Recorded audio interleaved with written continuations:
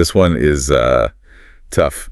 We're going to Shepherdsville, Kentucky for this deep dive. You know, it's one of those towns where life is a little slower and everyone knows their neighbors and kids are always playing outside. Sounds peaceful. Yeah, it was on Bentwood Drive, a street with a bunch of those modest homes with those nice front porches, where something happened that shook the whole town. Oh, wow. Okay. 2 young brothers, Maurice and Jaden, were shot, and their mother, Tiffanie Lucas, was arrested and then put on trial. It's such a contrast. Yeah. Peaceful community, and then suddenly something horrible happens. Really makes you realize these kinds of things can happen anywhere and how it affects everyone, not just the people directly involved. Yeah.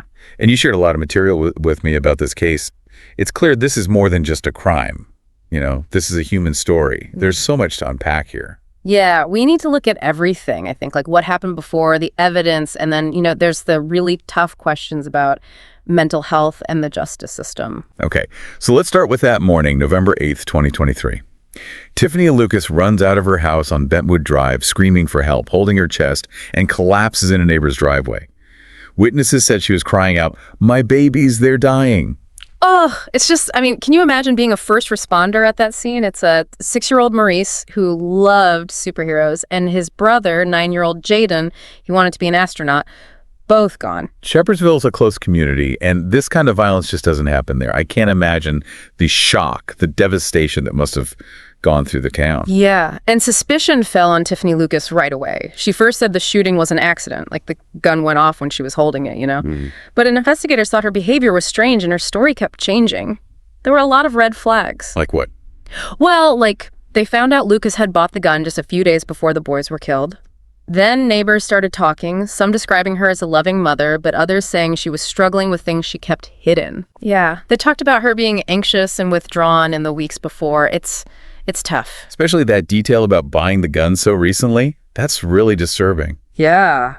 And then Lucas started talking about being controlled by Wi-Fi signals and Facebook. Right. She said these forces were manipulating her and making her do things. Right. And this, of course, made everyone worry about her mental state even more. It sounds unbelievable, but it does raise the question about her mental state at the time. Well, these statements, even though they might sound unbelievable, they actually kind of fit with a diagnosis of paranoid schizophrenia, which often includes delusions and hallucinations that make reality distorted. So we're hearing Lucas claiming this manipulation, but her actions, buying the gun, the close-range shots, it suggests premeditation. How do we square those two things? Right, and that's where the physical evidence comes in. Ballistics showed the boys were shot close up, and it looked like intentional targeting, not an accident. You had the timeline of events, what the neighbors said, and the security footage of Lucas buying the gun and ammunition. It really paints a clear but tragic picture. It feels like we're seeing this mix of mental illness and criminal intent, and it ended up causing this awful outcome. It's hard to process it all. It is. And this intersection is what became super important when the case moved into the legal system. Initially, Lucas pleaded not guilty, and her lawyers planned to argue she wasn't sane because of her mental state. Okay. But then, in a twist, she changed her plea to guilty. What do you think caused that, to change her plea like that?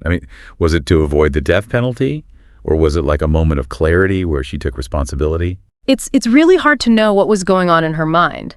But to plead guilty in a case like this, maybe it was that the evidence against her was just too strong, or maybe she wanted to keep her family from having to go through a long trial, maybe even a little bit of remorse, Maybe. A year after this tragedy, they held the sentencing hearing. The family gave their statements, the judge talked about how serious the crime was, the loss for the family and the community, and then Lucas was sentenced to 2 life sentences, one after the other, with no parole. No parole. Yeah. And what the judge said was really striking. He called the murders heinous and calculated, but he also talked about how mental illness was a factor here. It was complicated. It makes you think. Even when someone pleads guilty and it seems clear legally, there's always more to it, Unanswered questions. Yeah. And the pain and loss that comes with something like this, it's heavy. Yeah, it is. And in the next part of our deep dive, we're going to start unpacking those unanswered questions, looking at the warning signs, how this affected the community, and we'll talk more about mental health awareness and intervening early. It feels like as we look more into this tragedy in Shepherdsville, we need to shift from the legal stuff to the bigger picture. Mental health and what we as a society are responsible for. You're right.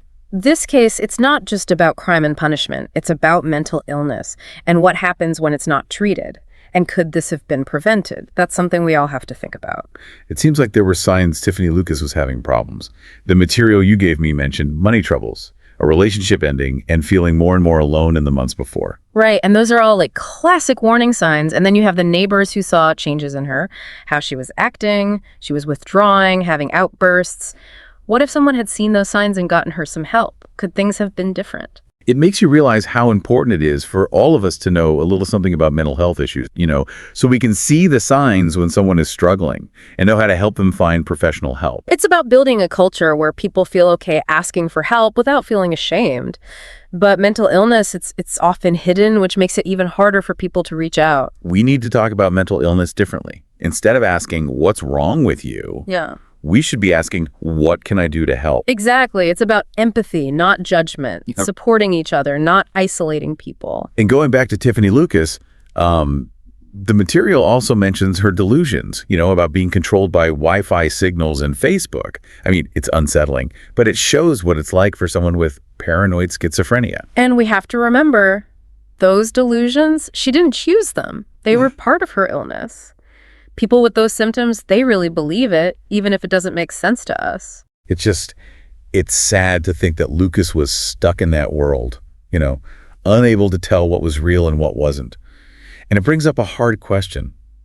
How do we balance mental health and being accountable for your actions? Yeah, that's where things get really complicated. I mean, we do need to hold people responsible, even when mental illness is involved. But we also have to recognize that someone's mental state can affect their decisions and how much they're to blame. So it's not just guilty or not guilty. We have to understand the whole picture of someone's mental health and how that played into what they did. Exactly. And that's why forensic psychiatrists are so important. They have to figure out what someone's mental state was when the crime happened and if their illness had anything to do with it. With Lucas, the forensic psychiatrist, they did say she had paranoid schizophrenia. But the prosecution said that didn't mean she wasn't responsible for killing her sons. Right, and that's the balance that courts have to find, recognizing the impact of mental illness, but still upholding the law. It's tough. This case, it makes you think about mental health resources too. Were there times when Tiffanie Lucas could have gotten the help she needed? Could someone have stepped in and changed things?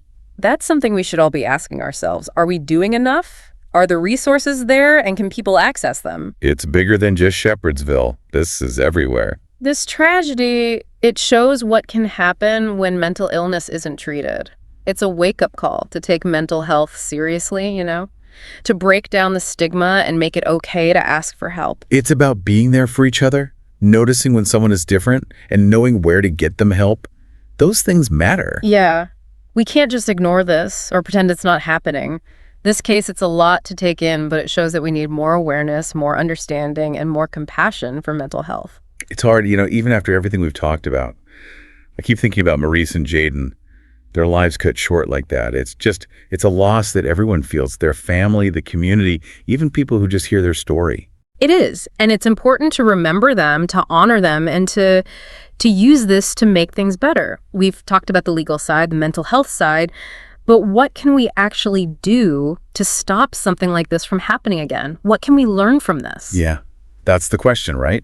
What do we do with this knowledge? Well, early intervention. It seems like Tiffanie Lucas, she was showing all these signs that something was wrong in the weeks before. If someone had noticed those signs, maybe gotten her help, maybe the outcome would be different. So how do we do that? How do we get better at seeing those signs and doing something about it? We have to learn about the signs of mental health problems, like changes in mood, behavior, sleep, withdrawing from people, being more anxious or irritable.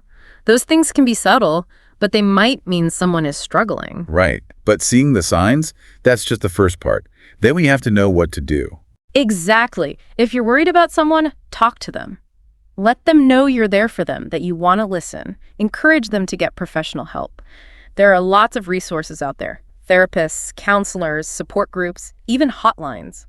It's not always a crisis, though, right? Yeah.